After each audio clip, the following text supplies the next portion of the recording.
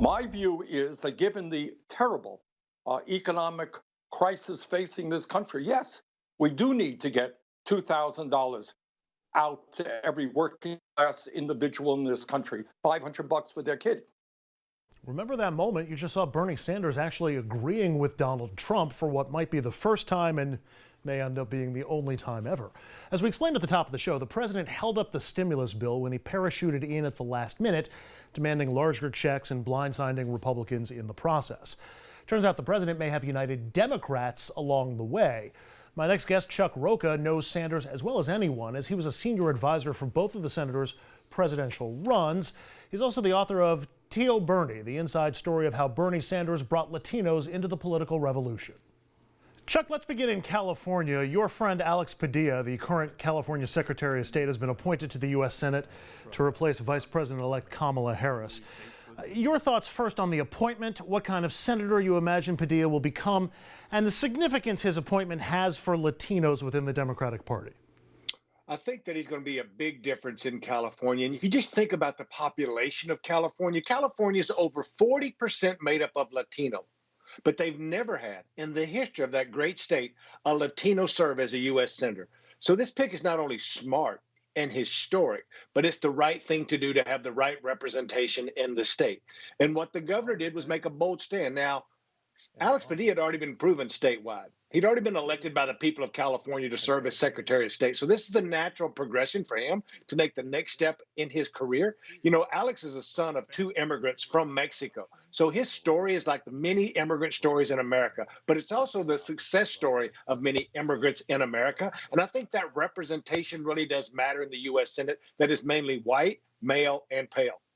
Following up on that theme, which coincides with the theme of your book, a lot of people may look solely at the bottom line of election results and question just how impactful the Sanders outreach to Latinos may have been. Sanders did not win the nomination either in 16 or 20. We saw so many reports that Joe Biden lost ground among Latino voters. So why doesn't that bottom line view tell the story? I think because it's such a non-monolith. So it was different from every state. Joe Biden did really well with Latinos in Arizona, Nevada, Pennsylvania, probably delivering the presidency to him, but then dramatically underperformed in another states. But let me clarify something.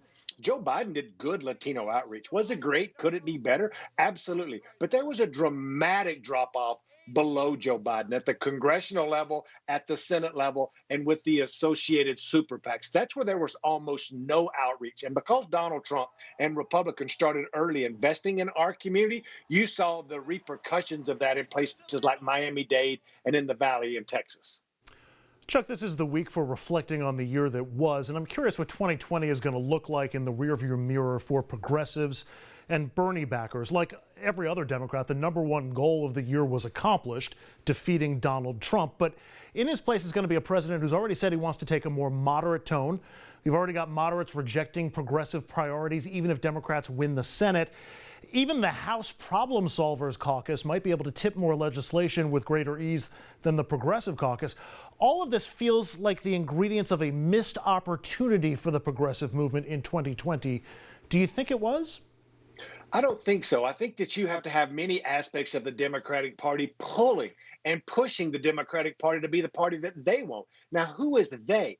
This party is made up of such a robust fabric of America. There are people way to the left. There's moderates in this party. There's black, white, brown, AAPI, and all of those different sectors of the party should let their voice be heard in a very loud and I would say dramatic way to make sure that the party reflects their values. Is it going to reflect all of their values? No, because we're Democrats and we're disorganized and we are what we'll always be, but we should be at our core fighting for working men and women, not that matter the color of their skin or where they're from. That's one thing that all Democrats have always done, no matter what shape or size, is always fight for that core economic belief. And I think we've faded away from that some. And I think that the Bernie Sanders movement is pulling the Democratic Party back towards that economic populist messaging. And of course, the book isn't completely closed on the 2020 election season just yet. We have the two Senate runoffs in Georgia coming up on January 5th. How critical will the results of those elections be in determining success or failure overall when it comes to 2020? And you know, we focus a lot on the black vote in Georgia. How critical is the Latino vote in Georgia? I'm glad you brought that up. So it's very critical because we can win back 2 Senate seats and tie the Senate. Senator Kamala Harris would be the tying vote. So that's the dramatic piece. But Latinos, because it'll be such a short little bit of voters that make up the difference. There are 5% of the electorate there. There's a million Latinos in Georgia. Now, are there a million registered Latinos? No. Is there a million that are citizens? No. But there's about 300,000 Latinos that could vote in this election. Almost 200,000 of them voted in the last election. And with the margin of victory in the last presidential election, there being less than, 20,000 people, the Latino vote, and I will say the AAPI vote, the Asian American vote there is the fastest growing demographic. So all of these little communities will be a dramatic effect on this election in the Senate. And I think you're going to see a lot more discussion about what this will be a precursor to as we lead into 2022. So then we get to the governing, Chuck, and one of the biggest fears among Democrats around the country is that the House Progressive Caucus will become something like the Democrats' version of the Freedom Caucus or the Tea Party, so inflexible on ideological grounds that they refuse to help or even hurt the aims of leadership and the president. Should Nancy Pelosi and Joe Biden be stocking up on aspirin for headaches that are coming from progressives? Look, progressives and everyone else, as I said before, should be holding their elected officials accountable. And that means their own leadership. If Nancy Pelosi or Chuck Schumer or some other elected in the leadership does not want to fall in line or be where somebody thinks they should be, who's duly elected by people in this United States, it's their job to push them that way. But it's also their jobs to give and take. That means they may not get everything that they want, but we should embrace what we can get. And the things that we can't get, we should fight like heck to make sure that we get there. And that's sometimes what's lost in the nuances of what's progressive and what's liberal and what does somebody get or somebody doesn't get. This government should work for the people at the bottom line. Now, we may have all different recipes on how to get there, but at the end of the day, it should be doing more for its people, not just looking after the 1% of the corporate America or folks that's rich enough to have a lobbyist. I was going to ask you about what I thought was the oversized voice of progressives in the House. You got the squad and all the enmity that's aimed at them. Then I did a little research and I checked the Congressional Progressive Caucus. It's going to have 94 members in the caucus next year, the second largest ideological caucus in Congress. Included among them are people like Maryland's Jamie Raskin, Houston's Sylvia Garcia, Brendan Boyle in Philadelphia, Frank Pallone in New Jersey, Katie Porter in Orange County, progressives and a lot of suburban members. But you ask most Americans about progressives and they'll tell you the squad and AOC and maybe Bernie Sanders too. Why that disconnect? For all the strength that Bernie and AOC bring to the movement, do they also somewhat hurt the image of the progressive movement because it's somewhat narrowed in the public's mind? I think what you're talking about there is these big numbers, but we only talk about these few 2 or 3 people. What we need to be, and what really has excited me is somebody like Jamal Bowman in New York City, African-American, former high school or former school teacher and principal who will now be a member of Congress. I think about State Senator Nina Turner, who's running for Congress in Ohio right now.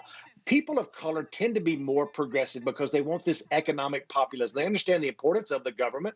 They understand that the government can help them have a ladder and leg up. So I want to see people more like the squad, these diverse voices, pulling our party to this economic populist part. But I think that everybody has a voice to play here. And as the government is so close, and I would remind all your listeners and viewers that Democrats only have a 3 or 4 majority seat.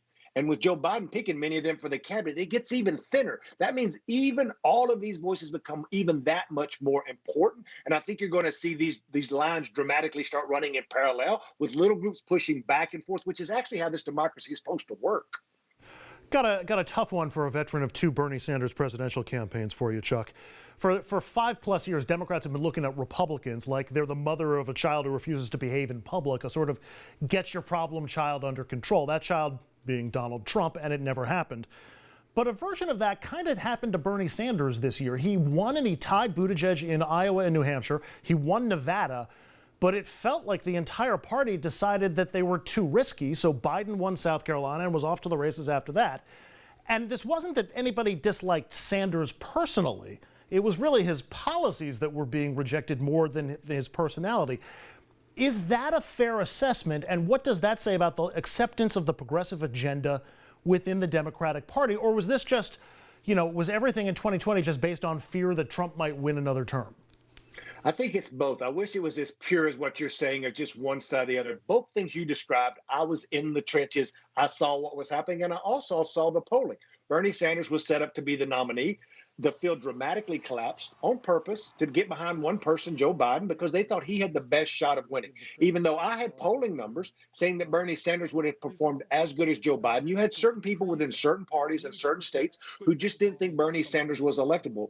Whether that's right, wrong, or indifferent, I had polling that says that that was just wrong. But this is why we have such a diverse party, is that even though we went through this process and even though we won the presidency, we lost 10 congressional seats. We lost 6 of those seats that were made up of majority people of color. We have a lot of work to do as Democrats. We should be happy that we beat Donald Trump, but we need to step back and reevaluate and take some of what Bernie Sanders did, take some of what Joe Biden did, actually take some of what Pete Buttigieg did. That's how we rebuild this party for the next century. We keep running the same campaigns thinking this is the same party and the same electorate. As this electorate becomes way more multicultural, multi-dynamic, and you need to actually go out and talk to those people, and that's what you see the squad doing and these young progressives. How much of this for progressives is a labeling problem? I mean, it is the democratic socialist movement, and sort of like Obamacare, people love the benefits of Obamacare when you explained it to them, but they disliked it because it had the word Obama in the term. Is the same true with democratic socialism? And if so, how do you get past that? People like the policies, higher minimum wage, housing, and healthcare as a right, but people seem to be leery of the word socialist. Man, I love this question. I think we have to get out there and we need to take a page out of Donald Trump. Y'all don't blow up out there now. Donald Trump, take a page out of his book. Get out there and be proud of what we've done.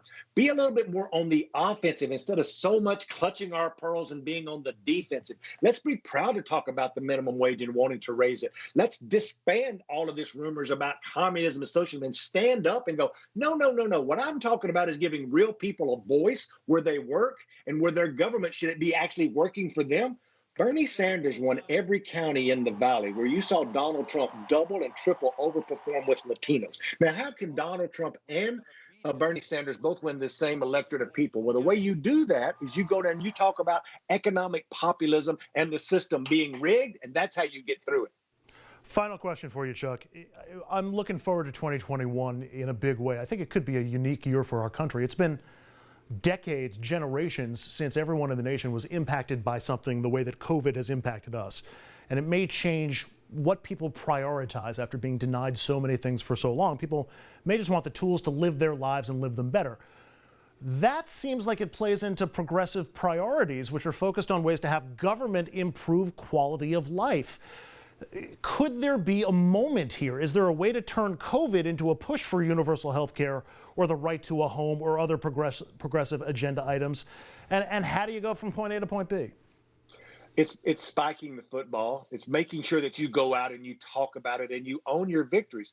Barack Obama was horrible at this, and because of that, we lost 1,000 state house seats. Not to mean that he was a bad guy or had bad policies, but he was not good because he was too prideful to go out and be like Donald Trump and say, look, we did this and we did this for you and we delivered this for you. We should spike the football when we do something good. And COVID is an opportunity to say, this is how your government can work for you. This is how your government can assist you. This is why we have a democracy and a government that's supposed to be for all the people. That's why we all get one vote, and rich folks shouldn't have more votes than poor folks, no matter what the color of your skin is. We should have access to voting.